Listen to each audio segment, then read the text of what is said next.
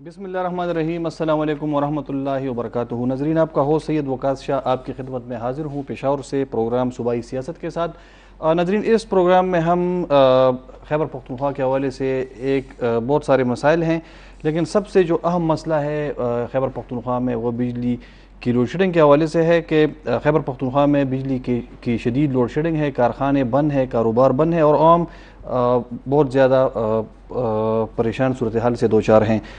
اس کے علاوہ اپوزیشن کی صوبائی بجٹ پر تحفظات کے حوالے سے اس پہ بھی ہم بات کریں گے کہ خیبر پختونخوا کی اپوزیشن جماعتوں کا گلہ ہے کہ ان کو دیوار کے ساتھ لگایا گیا ہے اور ان کو یہ جو ایلوکیشن ہے اسکیمز اور فنڈز کے حوالے سے تو ان کو بالکل نیگلیکٹ کر دیا گیا ہے۔ اس کے ساتھ ساتھ سوات ضمنی انتخابات پر بھی ہم بات کریں گے کہ پاکستان تحریک انصاف نے یہ نشست جیتی ہے پی ڈی ایم کے کینڈیڈیٹ سے، اور چونکہ یہ سیٹ اس سے پہلے عوامی نیشنل پارٹی نے جیتی تھی تو یہی امید کی جا رہی تھی کہ عوامی نیشنل پارٹی یہ سیٹ دوبارہ جیت لے گی، لیکن پاکستان تحریک انصاف نے یہ سیٹ جیت کر سوات اور خیبر پختونخوا کی سیاست میں یقیناً ہم کہہ سکتے ہیں کہ یہ ایک قدم آگے آئے ہیں، اور جو تجزیے کیے جا رہے تھے پاکستان تحریک انصاف کی مقبولیت کے حوالے سے تو یہ ایک ثبوت بھی ہے کہ سوات میں عوامی نیشنل پارٹی کی سیٹ وہ جیت چکے ہیں۔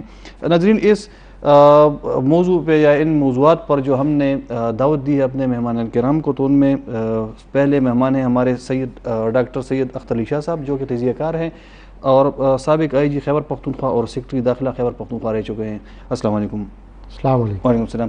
ناظرین، ہمارے دوسرے مہمان حماد حسن صاحب ہیں جو کہ صحافی ہیں، مصنف اور تجزیہ نگار ہیں، اور آپ مختلف اخبارات میں ان کے کالمز دیکھتے ہیں، لکھتے ہیں۔ السلام علیکم۔ بہت مہربانی۔ جی، ہمارے تیسرے مہمان ناظرین ہمارے ساتھ فون پہ ہوں گے ملک واجد صاحب جو کہ جن کا تعلق پاکستان تحریک انصاف سے ہے، صوبائی اسمبلی کے ممبر ہیں، ان سے بھی ہم بات کریں گے اور پی ٹی آئی کا موقف لیں گے، اور کوشش کریں گے کہ حسن داؤد بٹ صاحب سے بھی ہماری بات ہو جائے، چیف ایگزیکٹو ہیں کے پی بی او آئی ٹی، اور ان سے ہم پوچھیں گے کہ خیبر پختونخوا میں کے پی بی او آئی ٹی نے اب تک کتنے پروجیکٹس یعنی انویسٹمنٹ کے حوالے سے وہ کتنے پروجیکٹس لائے ہیں اور پائپ لائن میں کتنے ہیں۔ شاہ صاحب، آپ سے پروگرام کا آغاز کریں گے۔ اس سے پہلے حکومتی پاکستان تحریک انصاف کی تو ٹی وی چینلز پر ہم دیکھتے تھے کہ روزانہ کبھی جو تجزیہ نگار بیٹھے ہوتے تھے، جس طرح جو ٹاک شوز ہوتی تھی، تو سب لوگ کہتے تھے کہ مہنگائی ہے، پیٹرول بم گر گیا، پتہ نہیں کون سا میزائل خان صاحب نے مار دیا، لیکن اب یا تو مہنگائی ختم ہو گئی ہے یا جو لوگ ہیں، عوام ہیں، تو وہ امیر بن گئے ہیں۔ کیا آپ کے خیال میں مہنگائی ہے کہ نہیں؟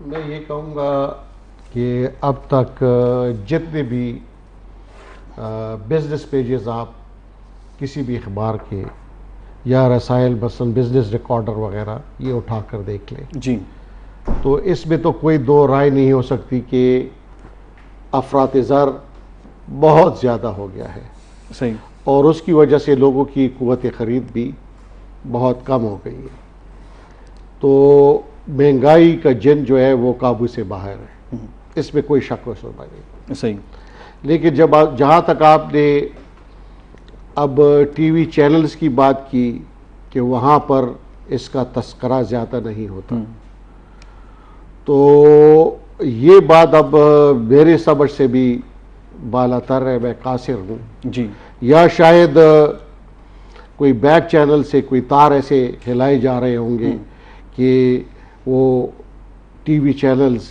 دانستہ طور پہ اس بیانے کو آگے نہیں بڑھا رہے۔ ٹھیک، لیکن آپ جب تاریخ کا مطالعہ کرتے ہیں تو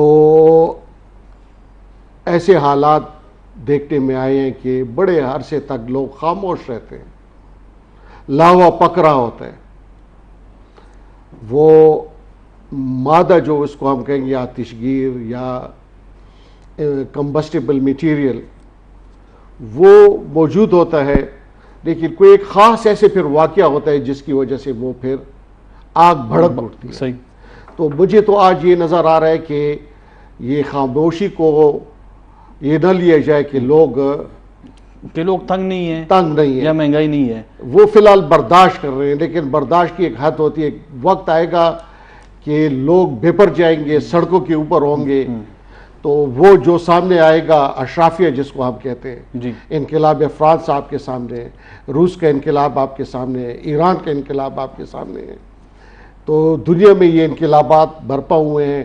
اور وہ دن میں دیکھ رہا ہوں کہ اگر حکومتوں نے اپنی معاشی پالیسیز کو صحیح نہیں کیا اور لوگوں کے جو ویلفیئر ہے اس کے تحت پالیسیز نہیں اپنائی، اور خاص کر میں کہتا ہوں اس میں جو خوراک کی جو بنیادی ضرورت کی چیزیں ہیں، اور چاہے قیمتوں میں شاید کمی نہ ہو، لیکن جو لوگوں کی تنخواہیں ہیں، جو ان کی روزانہ کی اجرت ہے، اس تناسب سے اگر اس پہ اضافہ نہیں ہوگا تو پھر آپ دیکھیں گے کہ جرائم بھی بڑھیں گے، دوسری معاشرتی جو برائیاں ہیں وہ بھی بڑھیں گی، اور یہ پھر کسی بھی انقلاب کا پیش خیمہ ہو سکتی ہے. صحیح. اچھا حماد صاحب، میرا آپ سے بھی یہی کویسچن ہے کہ پچھلی حکومت میں تو ہم میڈیا جو ٹی وی چینلز ہیں تو ان پہ ہم دیکھتے تھے ٹاک شوز میں 8 بجے اور 10 بجے مہنگائی ہے، مہنگائی نے عوام کی زندگی اجیرن کر دی، غریب رل گیا، اس طرح کی باتیں. آج آپ کے خیال میں کیا مہنگائی ختم ہو گئی ہے، یا جو سارے صحافی حضرات تھے تو یہ امیر ہو گئے ہیں؟ مہنگائی تو کوئی یہ نہیں کہہ رہا کہ مہنگائی ہے، آپ کے خیال میں وجہ کیا ہے؟ شکریہ وکاس. صحافی کی حیثیت سے تو مجھے یہ جواب دینا چاہیے کہ عمران خان کی نسبت شہباز حکومت نے میڈیا کو اچھی طرح مینیج کر لیا، اس لیے میڈیا خاموش ہے، چونکہ ان لوگوں کو تجربہ بھی بہت ہے. لیکن کچھ عوامل اور بھی ہیں. ایک تو یہ ہے کہ یہ قطعاً یہ بات نہیں ہے کہ لوگ خاموش ہیں، لوگ بول رہے ہیں، لوگ احتجاج کر رہے ہیں، لوگ رد عمل دے رہے ہیں، لیکن رد عمل سٹریم لائن نہیں ہے. اب آپ دیکھیں عمران خان کے جو پیروکار ہیں وہ تو مسلسل بول رہے ہیں، وہ تو طاقتور منطقوں کے خلاف بھی بول رہے ہیں، وہ تو بڑا لاؤڈ بول رہے ہیں، لیکن ان کو جس موضوع پہ بولنا چاہیے اس موضوع کی بجائے وہ غیر ضروری موضوعات کی طرف چلے گئے اور وہاں بول رہے ہیں. بھئی آپ اداروں کے خلاف کیوں بول رہے ہیں، آپ افراد کے خلاف کیوں بول رہے ہیں؟ جو چیز آپ کے سامنے ہے، جو اس ملک کا سب سے بڑا مسئلہ ہے، جو مہنگائی ہے، جو معاشی بربادی ہے، اس کے خلاف تو آپ نہیں بول رہے، آپ تو کسی اور موضوع پہ بول رہے ہیں. 2 حصوں میں قوم بٹی ہوئی ہے. ایک تو وہ بول رہے ہیں لیکن جس چیز پہ بولنا چاہیے اس کی بجائے وہ دوسرے غیر ضروری معاملات پہ بول رہے ہیں. دوسری بات یہ ہے کہ جو لوگ خاموش ہیں وہ اس وجہ سے خاموش ہیں کہ جب 2013 میں نواز شریف کی حکومت بنی اور یہ مسلم لیگ اقتدار میں آئی تو انہوں نے کارکردگی دکھائی تھی، باوجود اس کے کہ میں بہت سخت کریٹک ہوں، اور آپ دیکھ رہے ہیں کہ میں آج کل اس موجودہ حکومت کے خلاف بہت سخت لکھ رہا ہوں، لیکن ہمیں ماننا پڑے گا کہ 2013 میں جب ان کی حکومت بنی تو انہوں نے بہت اچھی کارکردگی کا مظاہرہ کیا تھا. سٹاک ایکسچینج کو یہ 54,000 پہ لے کے گئے تھے، جو دوسرے مطلب انرجی کرائسس کو مکمل طور پر ختم کیا تھا، 11-12 ہزار میگا واٹ بجلی سسٹم میں شامل کی تھی. تو اس طرح کی ان کے ہاتھ بہت کامیابیاں آئی تھی. جب یہ اقتدار میں آئے تو اس سے پہلے بھی معاشی صورتحال بری طرح بگڑ رہی تھی اور یہ انڈیکیشنز مل رہے تھے کہ معاشی صورتحال مزید خراب ہوگی اور ہوئی بھی. تو لوگوں کے اندر ایک امید بھی ہے، میں دوسرے طبقے کی بات کر رہا ہوں جو خاموش ہے، ان کے اندر ایک امید بھی ہے کہ ان لوگوں نے پہلے بھی سنبھالا تھا، خراب معیشت کو ٹریک پہ لے کے آئے تھے، اور جو آج کل اسحاق ڈار کے حوالے سے بات ہو رہی تھی تو انہوں نے بحیثیت وزیر خزانہ ان کی کارکردگی بہت اچھی رہی تھی. تو آج کل وہ پھر چونکہ میڈیا میں، حالانکہ میری جو ذاتی معلومات ہیں ڈار صاحب کو ابھی ٹائم لگے گا آنے میں، لیکن ان کی پرانی کارکردگی کی وجہ سے دوسرا طبقہ قدر خاموش ہے، وہ ان کو ٹائم دینا چاہتے ہیں. تو یہ 2 وجوہات ہیں کہ جو بول رہے ہیں وہ اصل موضوع کی بجائے غلط موضوعات پہ بول رہے ہیں. جو خاموش ہیں وہ اس وجہ سے خاموش ہے کہ پچھلی کارکردگی کو مد نظر رکھا ہوا ہے، اور ان کا خیال یہ ہے کہ آئندہ 3-4 مہینے میں صورتحال بہتر ہو جائے گی. اچھا صحیح ہے. ملک واجد صاحب سے بھی ہم بات کر رہے ہیں. ملک واجد صاحب السلام علیکم. وعلیکم السلام. کیسے ہیں وقاص بھائی؟ بہت شکریہ، بہت شکریہ. ملک صاحب، یہ مہنگائی کے حوالے سے ہمارا پروگرام ہے آج، اور اس کے علاوہ صوبائی بجٹ پہ بھی ہم بات کریں گے. ایک تو یہ ہے کہ مہنگائی بہت زیادہ بڑھ گئی ہے، لیکن پاکستان تحریک انصاف کے حوالے سے جو ایکٹیویٹی یا جو جس طریقے سے ان کو یہ اجاگر کرنا چاہیے تھا اس ایشو کو وہ نہیں کر پا رہے. تو آپ کے خیال میں کیا میڈیا آپ کے ساتھ تعاون نہیں کر رہا، یا آپ کا جو یہ جو موقف ہے یہ کمزور ہے، وجہ کیا ہے؟ بسم اللہ الرحمن الرحیم.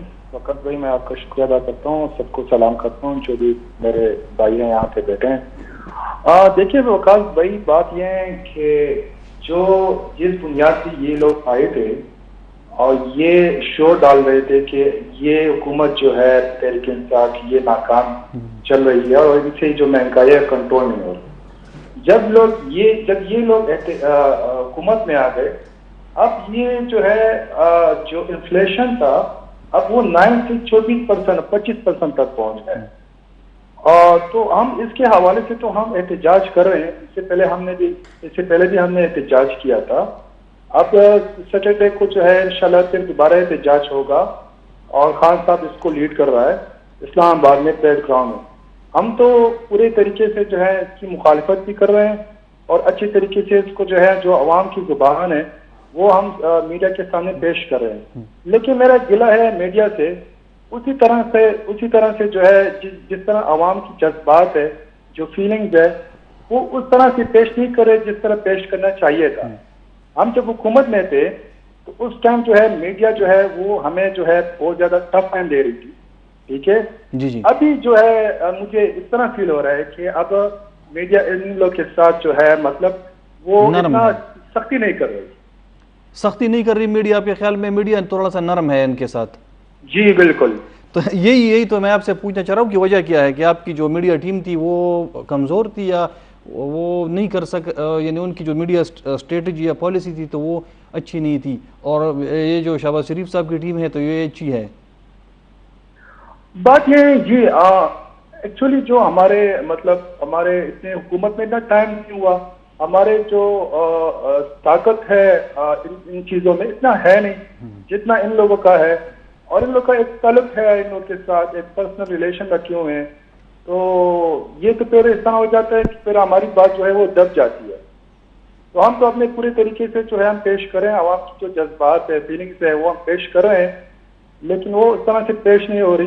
اور میڈیا والے ذرا اس کے ساتھ جو ہے نرمی کم کر لیں اور جو فیلنگس ہے، ایکچوئل فیلنگس ہے پبلک کی، وہ سامنے رکھ کے جو ہے میڈیا جو ہے یہ پیش کرے تو یہ عوام کے ساتھ بھی انصاف ہوگا اور اپنے پیشے کے حوالے سے بھی انصاف ہوگا. اچھا نظری ایک چھوٹا سا بریک لیتے ہیں، بریک کے بعد آپ آئیں گے تو اسی موضوع پہ ہم دوبارہ بات کریں گے چھوٹے سے بریک کے بعد. جی ناظرین، بریک کے بعد آپ کی خدمت میں دوبارہ حاضر ہیں. اچھا شاہ صاحب، یہ ملک صاحب کا کہنا ہے کہ میڈیا بالخصوص مسلم لیگ نون کی حکومت ہے، جب یہ اتحادی حکومت ہے پی ڈی ایم کی تو میڈیا نرم ہے تھوڑا، اور جب پاکستان تحریک انصاف کی حکومت تھی تو میڈیا ان کے ساتھ سختی کر رہی تھی. تو ایز اے میڈیا پرسن آپ بھی لکھتے ہیں، کالم بھی لکھتے ہیں، آپ پچھلی حکومت پہ بھی آپ تنقید بھی بہت زیادہ کرتے تھے. اب آپ کے خیال میں مہنگائی ہے یا نہیں ہے؟ اگر ہے تو پھر آپ نے کیا اس ایشو پہ لکھا ہے اخبارات میں، اپنے کالمز میں یا اپنے سوشل میڈیا پلیٹ فارم میں یا جو پروگرامز میں آپ ایز ایکسپرٹ جاتے ہیں کرتے ہیں کہ نہیں؟ کیونکہ ملک واجد صاحب کا گلہ ہے کہ میڈیا کے لوگ نرمی کر رہے ہیں پاکستان تحریک اتحادی حکومت کے ساتھ. اگر آپ ذرا جب یہ ووٹ آف نو کانفیڈنس اسے کچھ مہینے پہلے اور بعد میں خاص کر جو الیکٹرانک میڈیا ہے مختلف ہاؤسز جی، تو وہ چاہے وہ جو تحریک انصاف کے ساتھ تھا اور دوسری طرف بالکل آپ کو پتہ چلتا تھا کہ دو فریق بن گئے. جی، ایک چینل کو جب آپ آن کرتے تھے تو آپ کو پتہ ہوتا تھا کہ یہ اب کیا بات کرے گا، وہ بالکل اینٹی ہوتا تھا ایک کے. دوسرے چینل کو جب آن کرتے تھے تو وہ اس دوسرے فریق کے، تو وہ چینل بھی بالکل اس طرح بن گئے، آبجیکٹیوٹی اس میں بھی ختم ہو گئی تھی. اور وہ اب بھی وہی ریفلیکشن آج بھی مل رہی ہے. بہت سے صحافی جو وہاں پر ایسے بہت بڑے بڑے نام ہیں، میں نام نہیں لینا چاہتا، آپ کو پتہ ہوتا تھا کہ اب یہ کیا بات کرے گا. صحیح. وہ بالکل ایز اے آبجیکٹیوٹی کے بجائے وہ ایک فریق کی طرح بات وہاں پر کرتا تھا. صحیح. تو وہی ہمیں یہ ایک میں کہوں گا کہ افسوسناک بات ہے. صحافی، میڈیا چینلز، ان سب کو آبجیکٹیوٹی یہ تو عوام کے بیلنس ہونا چاہیے. بالکل عوام کی یہ نہیں ہے کہ تمام 100% ٹھیک ہے اور دوسرا 100% غلط ہے. صحیح ہے. ایک میں بھی خوبیاں ہوں گی, دوسرے بھی خوبیاں ہوں گی. آپ نقائص جہاں پر بیان کرتے تو ساتھ اس کی خوبی بھی کوئی ہوگی, تو دو خوبیاں بھی بیان کر دیں. تو اسی طرح سے ابھی آپ کہتے ہیں کہ آپ نے آیا موجودہ حکومت پہ کوئی تنقید کی. نہیں, میں کہہ رہا ہوں کہ مہنگائی تو زیادہ نہیں, میں نے بہت بربلا یہ باتیں کی ہیں, اور میں نے پچھلے آپ کی کسی ایک ٹاک شو میں یہ بات کی تھی کہ اس وقت, بلکہ یہ میں نے الجزیرہ میں بھی یہ بات کی تھی اور یہاں بھی یہ بات کی تھی. اس وقت ووٹ آف نو کانفیڈنس والی بات چل رہی تھی تو وہ پاس ہو گیا. ٹھیک. تو الجزیرہ نے پوچھا کہ جی اور آئینی چیلنجز کیا ہے. میں نے کہا آئینی چیلنجز تو ختم ہوں گے. اب جو موجودہ حکومت ہے اس کے سامنے سب سے بڑا چیلنج معاشی چیلنج ہے. جی. کیونکہ بجٹ ڈیفیسٹ, آپ کا امپورٹ والا, وہاں پر آپ کا پرابلم ہے, آپ کی روپے ڈی ویلیو ہو رہی ہے, یہ تمام چیزیں. صحیح. تو اس طرف جب تک آپ نے فوکس نہیں کرنا, آپ نے جب بجٹ ڈیفیسٹ ہوگا, آپ کے آمدن اور اخراجات میں توازن نہیں ہوگا, تو پھر کیا ہوگا؟ آپ پرنٹنگ زیادہ کریں گے, آپ کرنسی نوٹ زیادہ چھاپو گے, پروڈکشن آپ کی اکنامک گروتھ نہیں ہوگی. تو یہ تمام چیزوں کی وجہ سے کوسچن یہی ہے کہ وہ یہ کہ آپ نے دیکھیے نا اکنامکس کیا ہے بنیادی طور پہ سادہ سی بات ہے. میں ایز اے لے مین بات کر رہا ہوں, as a student of political economy بات کر رہا ہوں, میں ایز اے اکانومسٹ بات نہیں کر رہا. سادہ سی بات یہ ہے کہ معاشات میں یہ ہے کہ اکنامکس میں آپ کی ہمیشہ خواہشات بہت زیادہ ہوتی ہیں, آپ کے وسائل کم ہوتے ہیں. بالکل. تو پھر آپ نے اپنی ترجیحات کو سیٹ کرنا ہوتا ہے. صحیح. تو ابھی ہم نے یہ دیکھنا ہے کہ جو ہمارے آمدن ہے اور جو وسائل ہیں اس پہ ہم نے کہاں پر جو اخراجات اس پہ کٹ کہاں پہ لگانے. تو جب آپ کہیں کٹ لگاؤ گے تو پھر کوئی بات بنے گی, تو کوئی پھر آپ بجٹ ڈیفیسٹ کو کوئی کم کرو گے نا. یہ اس حکومت کا ابھی تو آپ صرف ریلائی کس پہ کر رہے ہو؟ بیرونی امداد سے زیادہ پیٹرول کی قیمت لگے گا تو میری فارن ایکسچینج ریزروز اچھی ہوگی. اور سر یہ مفتاح صاحب تو جب سے آئے ہیں تو پیٹرول کی قیمت بڑھاؤ, بجلی کی قیمت بڑھاؤ, ٹیکس زیادہ کرو, جو ٹیکس چھوٹ دی گئی ہے وہ واپس لے لو. یہ کام اگر ان حکومت نے کرنے تھے تو پھر ان کو پاکستان تحریک انصاف کی حکومت گرانی کیوں تھی؟ یعنی کیوں گرائی ان لوگوں نے پاکستان تحریک انصاف کی حکومت, اگر یہ مہنگائی لانی تھی ان لوگوں نے؟ جہاں تک تجزیہ نگار مختلف یہ کہتے ہیں کہ شاید یہ تھا کہ حکومت ووٹ آف نو کانفیڈنس ہو جائے گا, جی 2-3 مہینے حکومت چلے گی اور اس کے بعد الیکشن کے اعلانات ہو جائیں گے. صحیح. لیکن اور شاید تحریک انصاف اس طریقے سے عوام میں ان کو پذیرائی نہ ہو. جی. لیکن تحریک انصاف نے جو ووٹ آف نو کانفیڈنس پاس ہو رہا تھا تو اس گیپ کو وہ نارمل طریقے سے نہیں لیا کہ چلو وہ انہوں نے اس کو ریزسٹ کیا اور وہ کرتے رہے. کبھی کورٹس پہ بات کی, آخر میں سپریم کورٹ. تو وہ جب اسمبلی بھی کھڑے ہوتے تھے تو انہوں نے ایک نیریٹو کو بلڈ کرنا شروع کیا. صحیح. اور وہ نیریٹو کیا تھا؟ ریجیم چینج والا تھا, بیرونی سازش والا تھا. تو وہ جو ان کا آڈینس سب بنیادی طور پہ وہ اپنی اس آڈینس کو مخاطب کر رہا تھا. صحیح. تو وہ اس مہنگائی باقی چیزیں جو ان کی حکومت کی گورننس کی جو کمزوریاں تھی وہ ایک سائڈ پہ ہو گئی, اور جو بات زیادہ فوکس میں آئی وہ آئی بیرونی سازش, رجیم چینج. صحیح. تو ایک میں کہوں گا کہ کچھ وقت تک ایک ہوا کا رخ ان کی طرف. تو پھر جو موجودہ حکمرانوں نے انہوں نے یہ سوچا کہ اگر اس وقت الیکشن کرائے گئے تو شاید اس کے نتائج اس طریقے سے نہ آئے, اور انہوں نے یہ بہتر سمجھا کہ لانگ ٹرم میں وہ شاید اکانومی کو اور گورننس کو بہتر بنا دیں گے. یہ بھی اس خوش فہمی میں ہے, ان کو امید ہے میں اور کوئی ڈیلیور کر سکیں گے. شارٹ ٹرم میں تو ڈیلیور کرنا مشکل ہے. صحیح. ہمارے سب سے بھی یہی کوشچن ہے. ہمارے سب یہ جو صحیح ہے جو بیانیہ عطا خان صاحب کا سازش کا اور مداخلت کا, اس سے بڑا بیانیہ آج کل مہنگائی ہے. پیٹرول کی قیمت جس حد تک گئی ہے, آپ یقین کریں کہ سڑکوں پہ ٹریفک کم ہو گئی ہے کیونکہ لوگوں کی پہنچ سے باہر ہو گئی ہے اتنا مہنگا پیٹرول خریدنا. اس مہینے جو خوشخبری سنائی ہے 7 روپے فی یونٹ بجلی بھی بڑھے گی. اگر یہ اقدامات اس حکومت نے کرنے تھے تو پھر یہ کویشچن میرا آپ سے بھی ہے کہ پھر انہوں نے پاکستان تحریک انصاف کی حکومت کیوں گرائی؟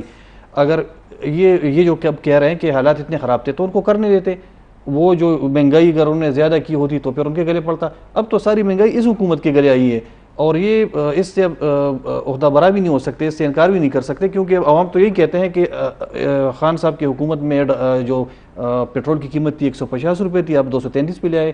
اور یہ سوات کا جو ضمنی الیکشن کا نتیجہ تھا آپ کے خیال میں کیا سوات کا جو ہے PK7 کا، تو ان حالات کا اس نتیجے پہ کوئی اثر پڑا ہے؟ دیکھیں وکاس، پہلے تو میں اس حوالے سے بات کر لوں جو ملک صاحب نے کہا کہ میڈیا ہمارے ساتھ نہیں تھا، ان کے ساتھ ہے. جی، تو بھئی ہم میڈیا والوں سے کس نے کہا تھا کہ مثبت رپورٹنگ کریں؟ وہ تو ان کے بارے میں نہیں کہا، وہ تو آپ کے بارے میں کہا تھا.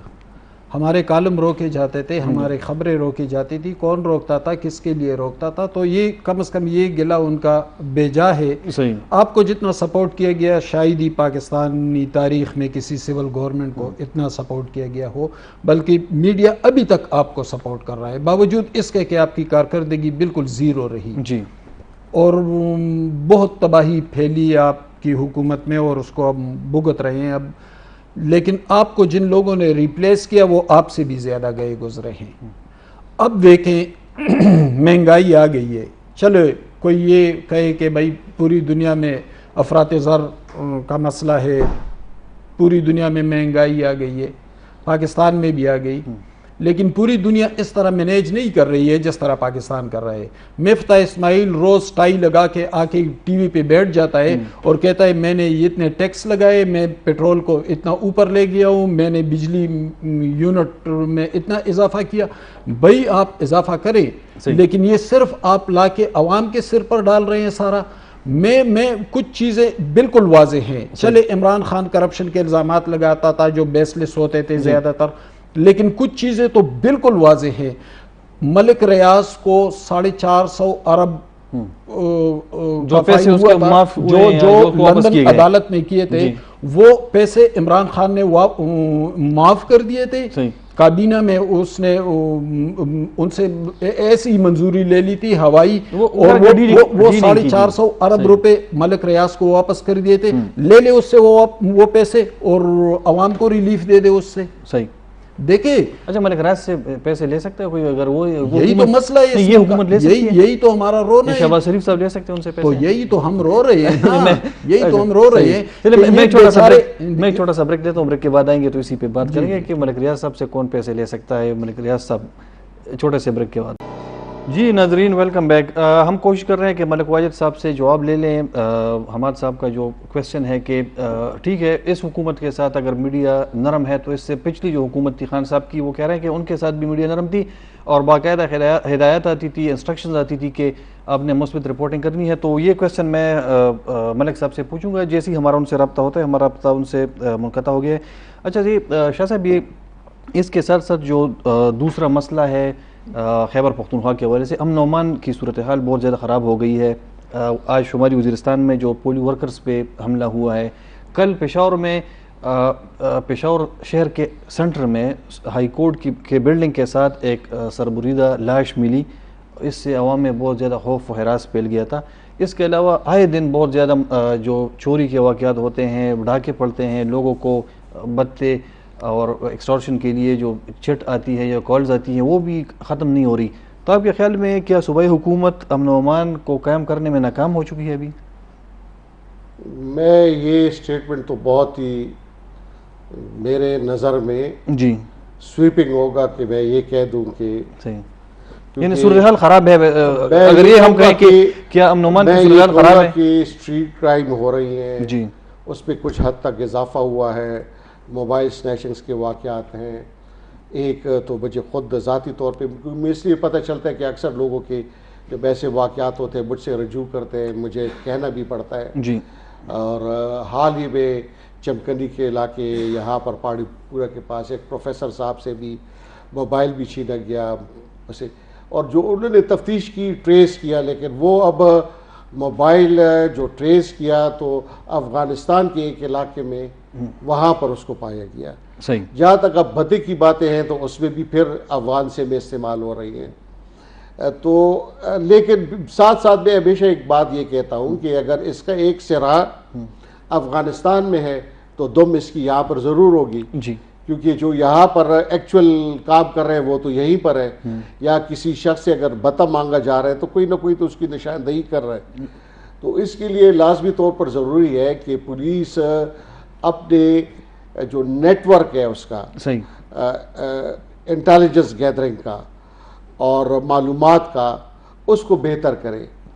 اور میں ہمیشہ سے یہ کہتا رہا ہوں کہ پشاور کی آبادی بہت بڑھ گئی ہے. بالکل, بہت زیادہ. ہم نے باقی افرادی قوت کو تو بہت زیادہ کر دیا پولیس کے. بس ایلیٹ فورس بن گئی ہے, فیڈرل ریزرو پولیس بن گئی ہے, کاؤنٹر ٹیررزم ڈپارٹمنٹ بن گیا ہے.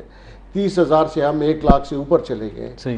لیکن ہمارے پولیس اسٹیشن جو کہ ہمارا بنیادی یونٹ ہے کرائم کنٹرول کا, اس کی استعداد کو اب تک ہم نے زیادہ نہیں کیا. صحیح. تو ضرورت اس بات کی ہے کہ جو ڈسٹرکٹس ہیں اور پولیس اسٹیشنز ہیں جی, ان کے اثر نو آپ تنظیم کریں اور جرائم کی شرح, آبادی کی شرح, اربنائزیشن, اس کے تناسب سے واچ اینڈ وارڈ ہے, آپ کی تفتیش ہے, ان تمام چیزوں کو مد نظر رکھتے ہوئے اس کی تعداد کو زیادہ کریں تو تب کام بنے گا. آج بھی اگر میں حیات آباد تھانے کو فون کروں تو مجھے جواب یہ ملے گا کہ جی میں کیا کروں, نفری کم ہے, میری نفری کم ہے. ہم ابابیل فورس, اب اس قسم کی فورس سے میرے خیال میں یہ آپٹک کے لیے تو ہو جاتی ہے کہ جی ابابیل فورس بن گئی. صحیح.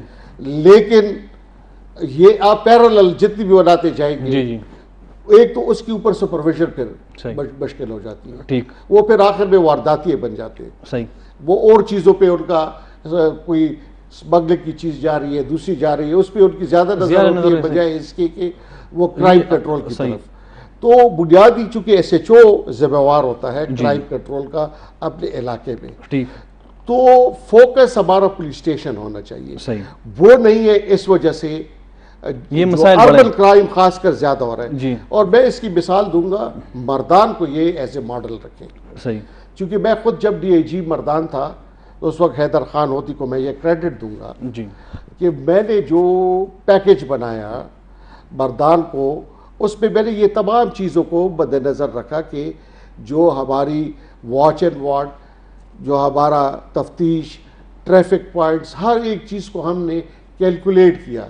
ریزروز کتنے ہونے, تمام مستقبل جو رنگ روڈ بن رہی تھی ہم نے اس کو بھی رکھا ذہن میں کہ مستقبل میں جب رنگ روڈ بن جائے گی تو پھر یہاں پر ہو سکتا کرائم ہوگا, تو اس کے لیے ہم نے پیٹرولنگ پوسٹ, تو اس ماڈل کو یہ سامنے رکھے. تو اس طریقے سے یہ بہتری آ سکتی ہے. اور دوسرے یہ کہ جو پولیس کے بنیادی اسینشنز ہیں جی اس پر عمل کریں. اب ہم یہ ہو گیا کہ ٹھیک ہے موجودہ جو ہم نے ترقی کی ہے ٹیکنالوجی میں, ٹویٹر آ گیا, فیس بک ہے, دوسری چیزیں, اس حد تک ہم اس کو صرف کنفائن نہ کریں بلکہ ولیج ٹورنگ ہے, یہ گراؤنڈ لوگوں سے ملنا ہے. ضرورت ہے. تو تب جب آپ عوام اور پولیس کا ایک دوسرے پر اعتماد ہوگا تو پھر آپ کو اطلاع ملے گی, آپ کو آگاہی ہوگی کہ آپ کے ارد گرد کیا ہو رہا ہے, تو تب آپ جرائم کی بیخبری کر سکو گے. صحیح. اچھا, یہ ملک واجد صاحب سے ہمارا رابطہ ہو گیا. ملک واجد صاحب, آپ نے بتایا وقفے سے پہلے کہ آپ کی حکومت کے ساتھ میڈیا کی سختی تھی, یعنی وہ سختی کر رہی تھی اور اس حکومت کے ساتھ نرمی کر رہی ہے, جبکہ ہمارے حسن صاحب کہہ رہے ہیں کہ آپ کی حکومت کے ساتھ بھی تو میڈیا نے بہت زیادہ نرمی کی اور 3-4 سال تک آپ کو سپورٹ کیا. اچھا, دوبارہ ہمارا رابطہ کٹ گیا ہے ملک واجد صاحب کے ساتھ, ہم کوشش کر رہے ہیں کہ دوبارہ کنیکٹ کریں, یہ کویسچن سے پوچھیں. اچھا, یہ ہمارے صاحب یہ جو سوات الیکشن کا جو نتیجہ آیا ہے, اس پہ وقفے سے پہلے بھی آپ سے میں نے پوچھا تھا, تو یہ کون سی عوامل آپ کے خیال میں کہ جو یہ سیٹ اس سے پہلے عوامی نیشنل پارٹی نے جیتی تھی اور یہ امید کی جا رہی تھی کہ عوامی نیشنل پارٹی دوبارہ یہ سیٹ جیت لے گی, لیکن رزلٹ آپ کے سامنے ہے, پاکستان تحریک انصاف یہ سیٹ جیت چکی ہے. تو وجوہات کیا ہیں؟ کیا پاکستان تحریک انصاف اور عمران خان کی مقبولیت میں اضافہ ہوا ہے یہاں پہ, مہنگائی کی وجہ سے, ووٹرز پی ٹی آئی کی طرف آئے ہیں یا دوسرے کوئی وجوہات ہیں؟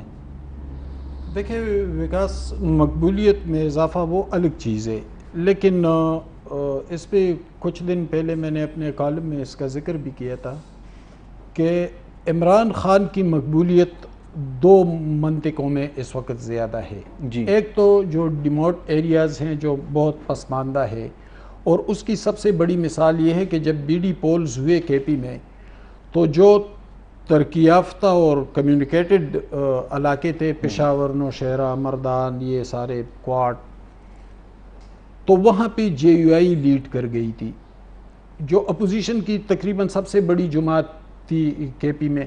لیکن جب دوسرا فیز ہوا اور اس میں جو پسماندہ علاقے تھے، کوہستان اور تورغر اور یہ وزیرستان اور یہ، تو وہاں پہ عمران خان کی پی ٹی آئی جیت گئی۔ ایک تو اس کا ایک وجہ یہ بھی ہے کہ سوات کے جس حلقے میں پی کے 7 میں الیکشن ہوا تو بہت پسماندہ علاقہ ہے۔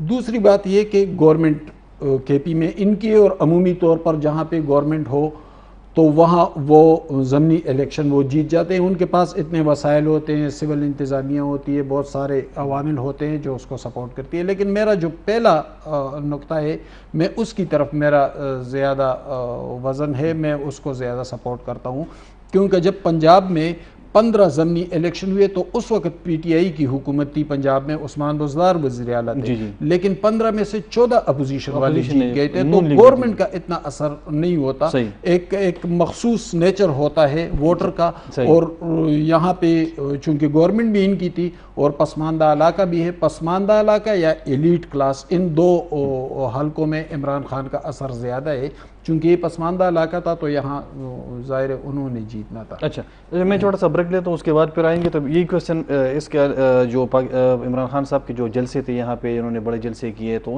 ان کا اور وہ جو ابھی دوبارہ انہوں نے کال دی احتجاج کی، تو اس پہ بھی ہم بات کریں گے۔ ناظرین ایک چھوٹا سا وقفہ لیں۔ جی ناظرین، بریک کے بعد آپ کی خدمت میں دوبارہ حاضر ہیں۔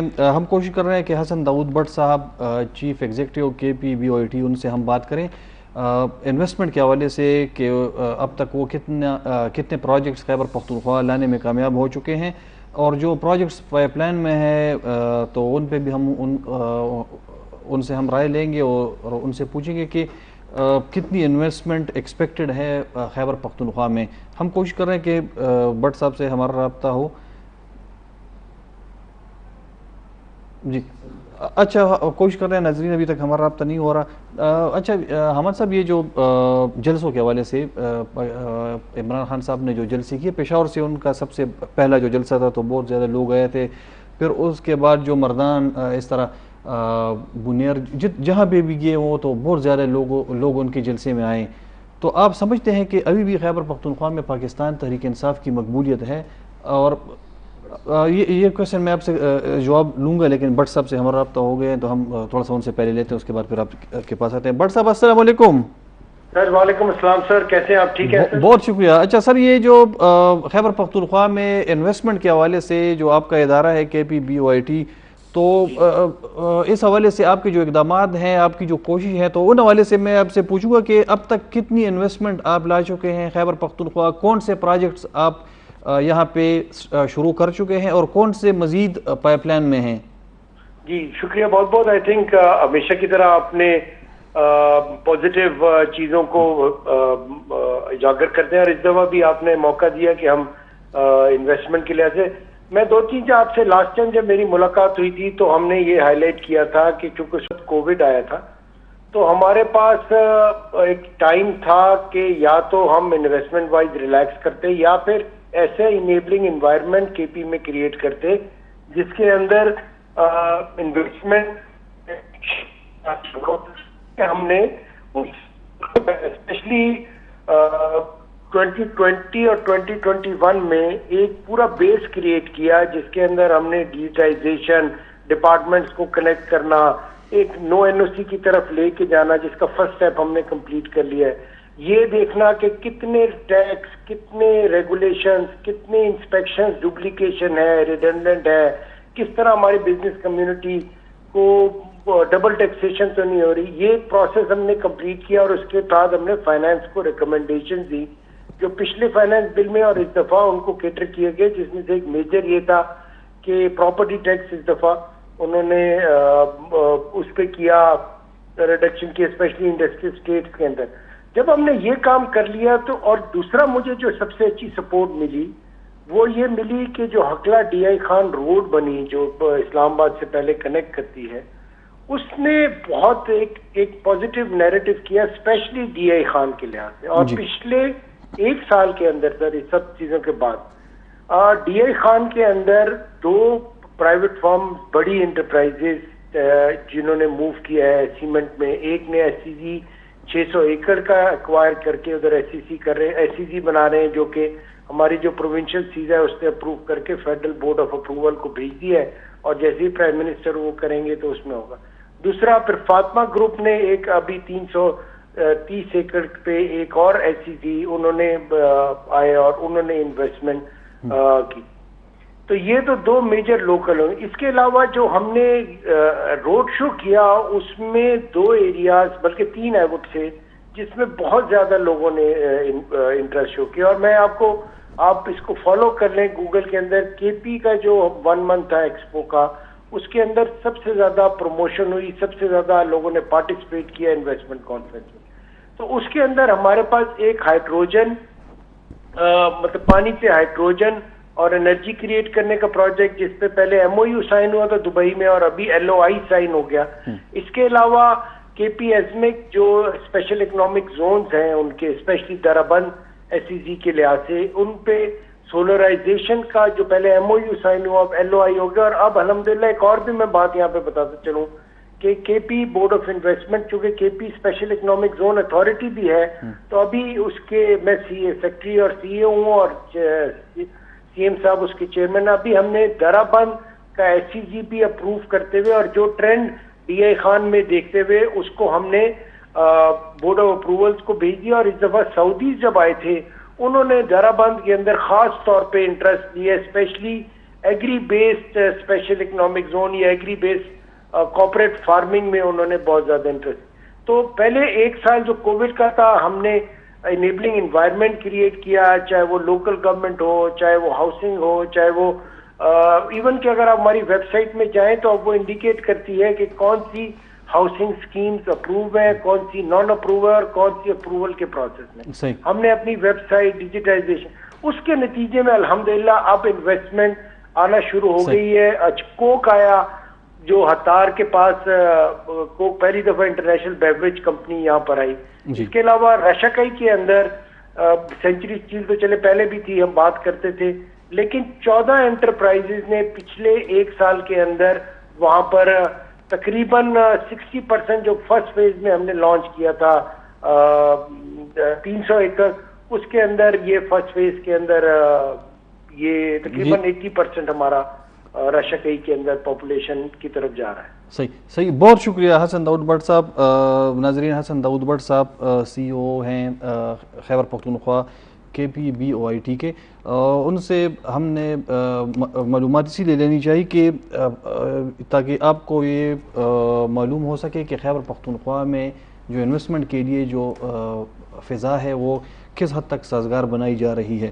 اچھا ہمارے صاحب سے جو میرا کویشچن تھا، میرے پاس 2-3 منٹس ہیں، اگر آپ اس حوالے سے جواب دیں کہ خیبر پختونخوا میں اب جو سیاسی ماحول ہے یا جو خیبر پختونخوا کی سیاست ہے تو اس میں پاکستان تحریک انصاف کو آپ کہاں پہ دیکھتے ہیں 1 2 3، اور کون سی سیاسی جماعتیں ہیں آپ کے خیال میں جو اب اگر الیکشن ہو ابھی وقت سے پہلے تو وہ زیادہ سیٹیں لے سکے گی؟ دیکھیں، خیبر پختونخوا 4 ووٹ پاکٹس پہ تقسیم ہے. ایک سینٹرل پاکٹ ہے جس میں پشاور، نوشہرہ، مردان، سوابی، 4 بنیر تک یہ اضلاع ہیں. یہاں پہ روایتی طور پر اے این پی کا بڑا ووٹ بینک موجود ہے، لیکن ساتھ ساتھ مسلم لیگ کا ووٹ بینک بھی ہے. اس کو ڈیمیج کیا تھا 2018 الیکشن میں بری طرح پی ٹی آئی نے، اور تقریباً سویپ کر گئے تھے، بہت کم سیٹیں بچی تھیں. دوسرا پاکٹ جو نارتھ کا ہے جس میں ملاکنڈ، دیر، چترال تک، تو وہاں پہ جماعت اسلامی کا ایک بڑا ووٹ بینک موجود ہے اور پیپلز پارٹی کا 1970 سے ووٹ بینک چلا آ رہا ہے. وہاں بھی پی ٹی آئی، چونکہ وہ تو عام پی ٹی آئی والے جیت گئے تھے اور اس الیکشن پہ تو بہت سی باتیں بھی ہو رہی ہے، چلو ہم اس طرف نہیں جاتے. تیسرا پاکٹ جو ہے وہ ہزارہ پاکٹ ہے، وہاں پہ مسلم لیگ ہمیشہ حاوی رہی، لیکن جو اوپر بنے بعد میں اضلاع جس میں کوہستان، تورغر، بٹاگرام، شانگلہ، یہ اضلاع یہاں پہ مسلم لیگ کا ووٹ بینک موجود ہے، لیکن یہاں اے این پی کا بڑا ووٹ بینک بھی موجود ہے اور دوسری جماعتوں کا بھی. اور جو ساؤتھ زون ہے جس میں کوارٹ سے آگے کرک، لکی مروت، بی آئی خان، ٹانک، بنو تک، اب تو قبائلی اضلاع بھی شامل ہو چکے ہیں. قبائلی اضلاع بھی شامل ہوئے، وہاں پہ جمعیت العلماء اسلام کا بڑا ووٹ بینک موجود ہے اور بہت حد تک انہوں نے بچایا بھی اسے. تو یہ جو پرانی جماعتیں ہیں نا، ان میں صرف اس وقت مولانا فضل الرحمان ایکٹیو ہیں اور وہ جلسے بھی کر رہے ہیں، ان کے کارکن بھی کھڑے ہیں، اور وہ، لیکن میں حیران ہوں کہ این پی جیسی 100 سالہ پرانی جماعت، بہت سخت جان ورکر ہے اس کا، بڑے تجربہ کار لوگ ہیں اس پارٹی میں، وہ بہت خاموش ہے اور اسی خاموشی نے اس پارٹی کو بہت زیادہ نقصان پہنچایا. اگر این پی ایکٹیو ہو گئی، مولانا آلریڈی ایکٹیو ہے، اور مسلم لیگ نے اگر وہ پنجاب کے تعصب سے نکلے اور انہوں نے کے پی کو توجہ دی اور اپنے خابیدہ ووٹر کو جگایا، تو پھر عمران خان کے لیے مشکل صورتحال بنے گی. لیکن اگر ایسا نہیں ہوا، لیکن یہ راتوں رات ہو سکے گا، کیونکہ اب تو الیکشن میں بھی تو بہت تھوڑا عرصہ رہ گیا ہے. الیکشن میں ابھی 1 سال تو رہتا ہے نا، 1 سال کے اندر سیاسی جماعتیں متحرک کرے، موٹیویٹ کرے اپنے ووٹرز کو، جلسے کرے.